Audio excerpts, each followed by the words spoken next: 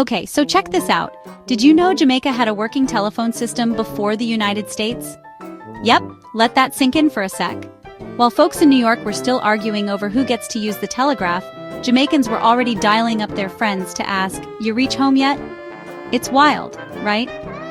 Back in the late 1800s, when most people were still sending smoke signals, or yelling over fences, Jamaica was quietly stringing copper wires across the island. By 1879, Kingston had a legit telephone exchange, connecting businesses and homes way before most American cities had even figured out what a ringtone was.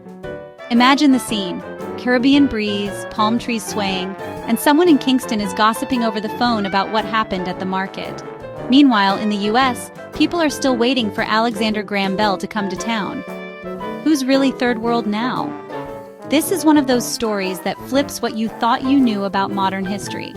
Jamaica, an island that most folks think of for reggae and beaches, was actually ringing in the future before some of the so-called big countries. So, next time someone tries to talk down about developing nations, drop this fact and watch their jaw hit the floor. Jamaican innovation? Yeah, it's been a thing. #NoYouIsland.